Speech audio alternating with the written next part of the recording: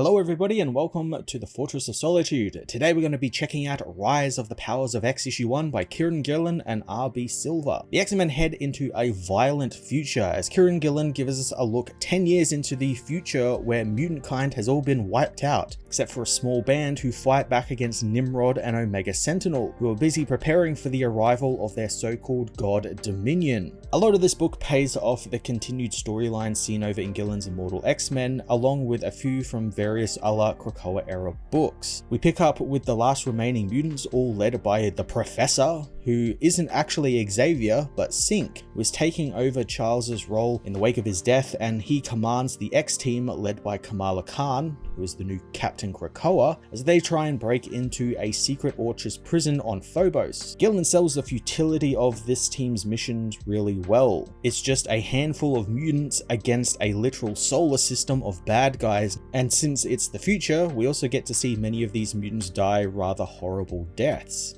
These deaths also feel a little bit different as that there is no coming back from them. The mutants have been able to come back from death thanks to Krakoa and Charles helping bring them back through memories and clones and that sort of stuff, but now they don't have any of that sort of stuff. So each death feels really weighty and sets the stakes for the books really well. While the mutants break into Phobos, we catch up with Dr. Stasis, one of the 4 Mr. Sinister clones, who is running his own plan with the Children of the Vault, having created his own AI god out of the minds of people like Reed and Val Richards, Blue Marvel, various other very smart people within the Marvel universe, creating a supreme intelligence of sorts he plans on replacing Dominion with once it arrives from the far future. I've loved Stasis ever since Jerry Duggan introduced him back in his X-Men ongoing. He's a fun, devious character, and Gillen respects the character's angle here, as the man betrays the Children of the Vault almost immediately to get what he wants. The X-Men meanwhile manage to get only Wolverine into the prison on Phobos, where he finds Mr. Sinister is being held. This is where Gillen delivers a little bit of a twist to the story, as once Wolverine kills Sinister, it starts a chain reaction contingency that Sinister had in place that sees all his Moira clones he's been using to check out the future and see possible futures and which ones he can win all begin to die, starting the entire reset of the timeline, being that Moira's powers are that when she dies, she will be able to reset the timeline. At the same time, Stasis's plan is interrupted by Rasputin 4, who has been sent from the present to try and find a way to stop Dominion from coming. But every time they have tried, it's never worked, and she always gets there too late.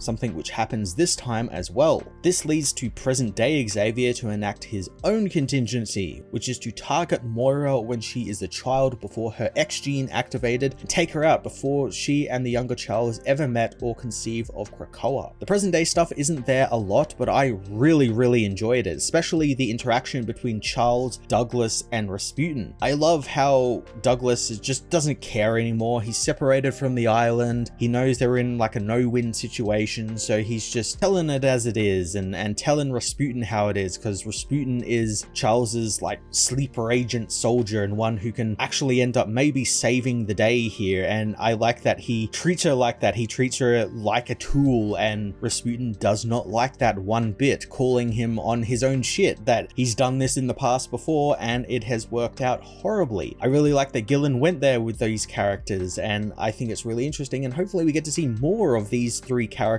in the coming issues. Now, this mission to target Moira as a child has a real kind of kill Hitler when he's a baby plot to it, and I'm all for it, and it's doing a good job to show the lengths that Charles is going to go to ensure that his people live, even if it means killing his entire dream to make it happen. When I think about it even more, it also feels like Charles wants to use this as a sort of redemption for himself. Xavier has been rather morally grey ever since the Krakoa era begun. He's done some really questionable stuff throughout this entire era, and even dipped into straight villainy at times, and now I can't help but see that this is his last chance to help his family and people live on, and he's trying to make up for what he has done in the past, and in doing so, wiping Krakoa off the map so none of this actually ever happens. I think an interesting aspect about the book as well is that both how much it relies on what has come before, all the stuff that Jerry Duggan has done and what Kieran has done in his Immortal X-Men book, yet it feels wholly standalone, and you could easily just grab this as well as the other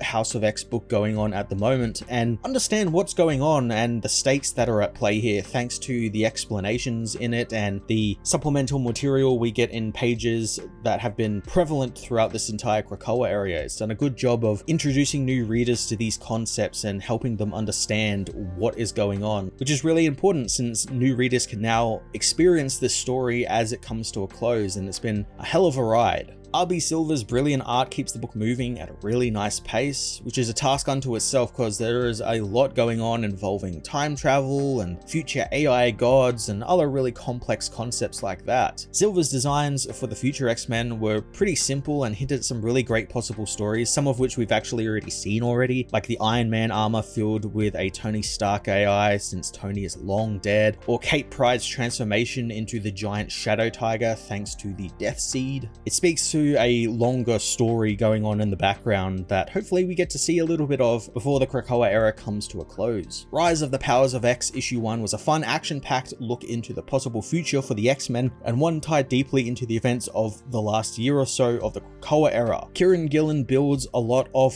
the plots of his and Jerry Duggan's other books and culminates them in a really awesome twist to the story. That being said, I'm really surprised at how accessible for new or returning readers it is. It's definitely worth a pickup just on that alone if you want to get into the Krakoa era before it comes to an end later on this year. I'm going to give this issue a 9 out of 10.